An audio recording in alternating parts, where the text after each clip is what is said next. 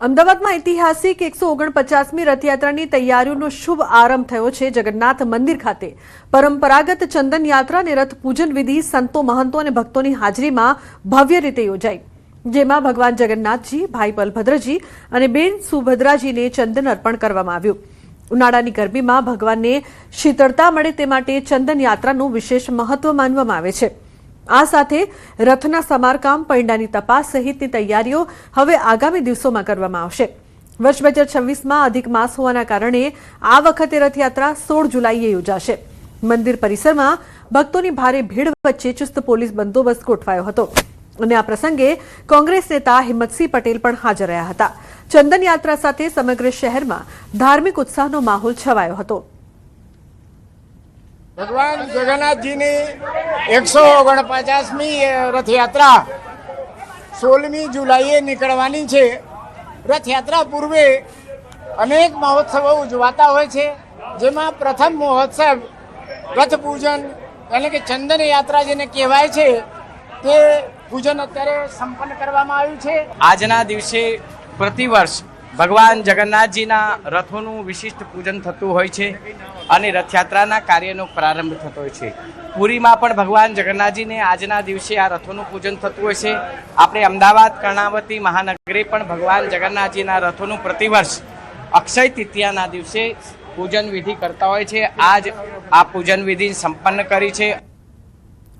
કેન્દ્રીય મંત્રી મનસુખ માંડવિયાએ ચૂંટણી પ્રવાસ દરમિયાન જૂનાગઢમાં કેશોદ ખાતે યોજાયેલા ભાજપના કાર્યકર્તા સંમેલનમાં હાજરી આપી હતી। સ્થાનિક સ્વરાજની ચૂંટણીને ધ્યાનમાં રાખીને તેમણે કાર્યકર્તાઓને માર્ગદર્શન આપ્યું અને તમામ ઉમેદવારોને જીતાડવા માટે આહવાન કર્યું હતું।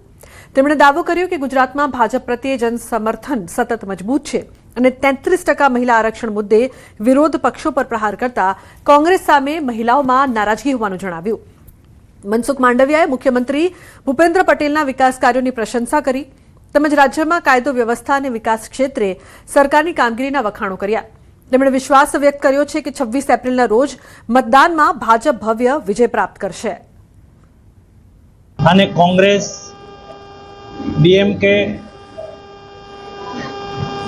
તૃણમૂલ કોંગ્રેસ, સપા વગેરે જેવી પાર્ટીઓએ બહેનોને વિધાનસભા અને લોકસભાની અંદર 33% મહિલા આરક્ષણ માટેના બિલને જે રીતે વિરુદ્ધમાં મતદાન કરીને નામંજૂર કર્યું છે, મહિલાઓ દુઃખી પણ છે, મહિલાઓ ગુસ્સામાં પણ છે। ચૂંટણીની અંદર નગરપાલિકા, તાલુકા અને જિલ્લા પંચાયતોની અંદર ભારતીય જનતા પાર્ટી ભવ્ય વિજયી થશે। ચૂંટણીમાં હવે મત માટે રૂપિયાની વહેંચણી, દાહોદમાં ગ્રામજનોની રૂપિયાની વહેંચણીનો વિડીયો વાયરલ થયો છે।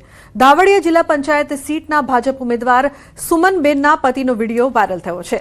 ભાજપના ઉમેદવારના પતિ દ્વારા અપાતા રૂપિયાનો લોકોએ વિરોધ કર્યો છે અને આ વિડીયોમાં લોકો પૈસા લેવા ઇનકાર કરતા હોવાની વાતો રેકોર્ડ ઘેસવા ગ્રામ પંચાયતની કામગીરીને લઈને સવાલો ઉઠ્યા છે। ગ્રામજનોએ ભાજપના કાર્યકર્તાને આડે હાથે લીધા। ભાજપના આગેવાન અને કાર્યકર્તાઓને ઊભી પૂંછડીએ ભગાવ્યા હતા। ભાજપના ઉમેદવારના પતિનો વિડીયો વાયરલ થતા રાજકીય માહોલ પણ ગરમ થયો છે। ચૂંટણી પંચ આ વાયરલ વિડીયોને લઈને શું પગલાં લે છે તે હવે જોવું રહ્યું। वीडियो ने अंदर क्या एडिट करवामां आव्युं एवुं लागे छे। अमने एवुं बदनाम करवामां आवे छे के अमारे भाजपने अने साथे अमने उमेदवारने एवो बदनाम करवामां आवे छे के आ लोको पैसा आप्या। अमे कोई पैसा नथी आप्या। अमे अमारी साहित्य अने अमारुं जे पत्रिका छे ए अमे अमारा भाईओने आपता था, ए ना पड्युं એટલે સીધા અમે અમારી બહેનોને અમે પત્રિકા આપીએ છીએ। આણંદ જિલ્લામાં સ્થાનિક સ્વરાજની ચૂંટણીને લઈને તૈયારીઓ પૂરજોશમાં છે।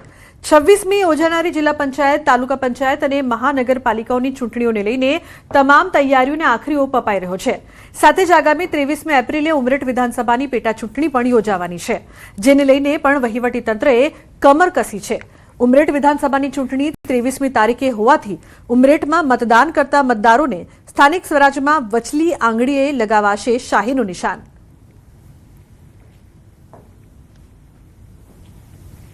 વિધાનસભામાં લાગુ પડતા સ્થાનિક સ્વરાજના જેટલા મતદાર મથકો છે, આ મતદાન મથકો ઉપર ડાબા હાથની મધ્યમ આંગળી, જે વચલી આંગળી છે ડાબા હાથની, આ આંગળી ઉપર અવિલુપ્ત શાહીનો ઉપયોગ કરવામાં આવશે।